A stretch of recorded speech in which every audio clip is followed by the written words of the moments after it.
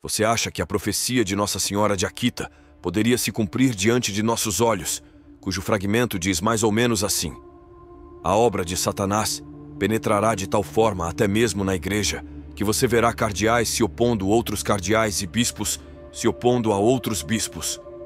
Os sacerdotes que me adoram serão ridicularizados e perseguidos pelos seus irmãos.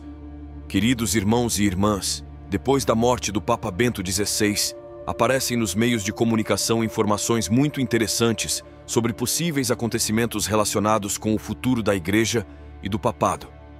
Uma destas informações que hoje gostaria de partilhar convosco, porque considero extremamente interessante, refere-se a algo que poderá influenciar o destino futuro do atual Papa. Encorajo-vos a ouvir tudo, pois será contrastado com uma revelação particular que a Igreja declarou sobrenatural. O jornal italiano Lampa noticiou uma agenda potencialmente oculta entre os falcões do Vaticano que visa derrubar o Papa Francisco.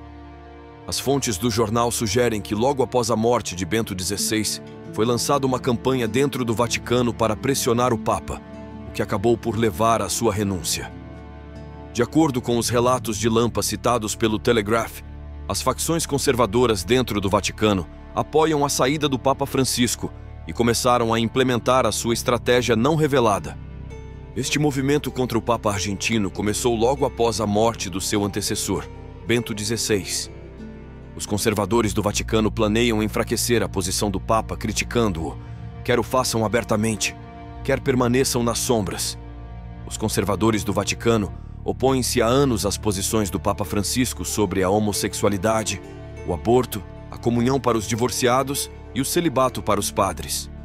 Segundo eles, o Papa também tem opiniões demasiado liberais sobre a questão da imigração ilegal. Quando o Papa Francisco anunciou em dezembro que, após a sua eleição em 2013, tinha assinado uma carta de demissão que poderia ser usada se a sua saúde o impedisse de exercer o seu ministério, poucas pessoas no Vaticano pensaram que este era um cenário provável. A renúncia do Papa Francisco durante a vida de Bento XVI significaria que haveria 3 papas vivos no Vaticano. Somente a morte de Joseph Ratzinger tornou possível a renúncia do Papa Francisco, aos 86 anos. O plano secreto será formulado ao longo de vários eixos e fases, mas terá um único objetivo: tornar o papado tão estressante que Francisco terá de renunciar, disse um cardeal italiano ao jornal Lampa no domingo. A campanha consistirá num enfraquecimento progressivo do Santo Padre e das suas opiniões. Disse que isto causará um grande descontentamento que poderá ser usado contra ele, disse o cardeal. O plano é que alguns dos oponentes do Papa o criticem abertamente, enquanto outros operem nas sombras. Os oponentes de Francisco sabem que estão atualmente em minoria e precisarão de tempo para chegar a um consenso e enfraquecer Bergoglio, disse ele. O cardeal Georg Genswein, que serviu como secretário do Papa Bento XVI durante 19 anos, recentemente tornou-se abertamente crítico do Papa Francisco. Numa entrevista recente ao jornal alemão Die Tagespost, ele expressou a sua desaprovação pela decisão de Francisco de limitar a celebração da missa tradicional em latim.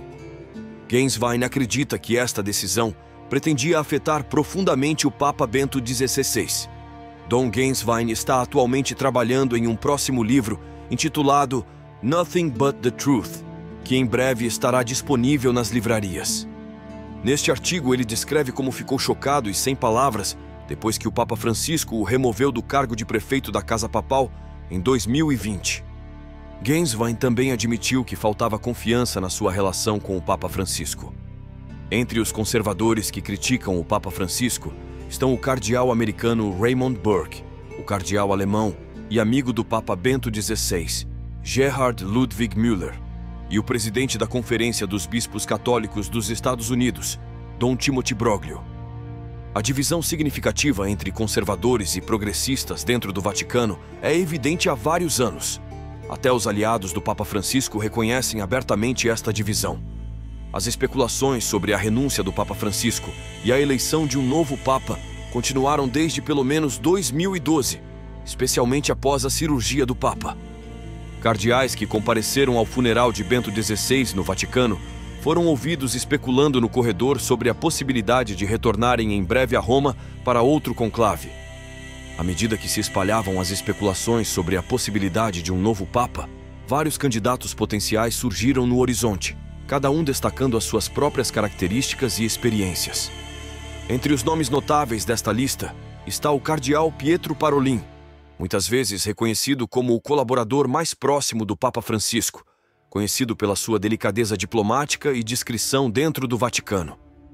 O constante envolvimento e proximidade do cardeal Perin com o Papa Francisco posicionaram-no como um importante candidato ao papado.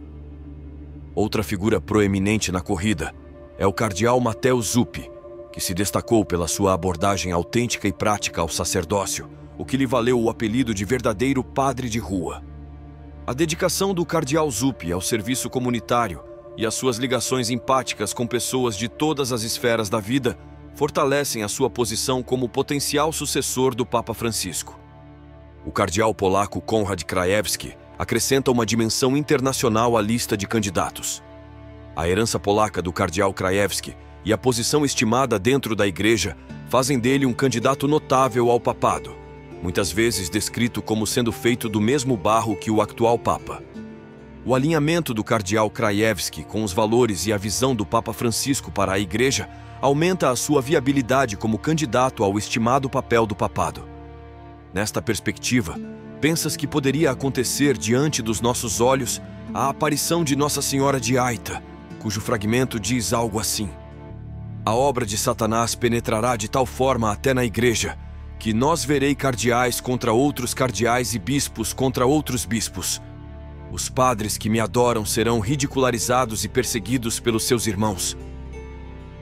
Lembre-se que as aparições de Akita foram oficialmente reconhecidas como sobrenaturais pela Igreja.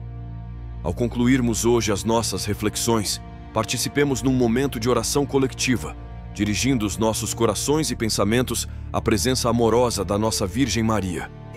Neste momento sagrado de oração, procuramos um sentido mais profundo de consciência e de orientação profunda, ansiando que o Espírito Santo ilumine as nossas mentes e corações com o conhecimento e a sabedoria de que necessitamos. Com humilde reverência, voltamo-nos para a nossa Virgem Maria, personificação da graça e da ligação divina, reconhecendo-a como um farol de luz e uma fonte de conforto nutritivo, sempre pronta a guiar-nos na nossa jornada espiritual. No silêncio deste momento, expressamos nossa gratidão pelo seu contínuo amor e intercessão em nossas vidas. Ó Santa Maria, Mãe de Deus e nossa Mãe Celeste, com corações humildes e espíritos agradecidos, recorremos a Ti em oração. Você que ouviu o anúncio do anjo com fé inabalável e que trouxe ao mundo a luz de Jesus, guie-nos também pelos caminhos da fé e do amor. Rogamos-te, ó doce Virgem Maria, para que sejas o nosso farol de esperança nos tempos de escuridão, de conforto nas nossas tribulações e um guia seguro para o teu Filho Jesus. Através da tua intercessão materna, ajuda-nos a vencer as tentações, a crescer na virtude e viver em paz conosco próprios e com os outros. Proteja-nos sob o seu manto imaculado, ó Mãe amorosa, e lembre-nos sempre do amor misericordioso de Deus.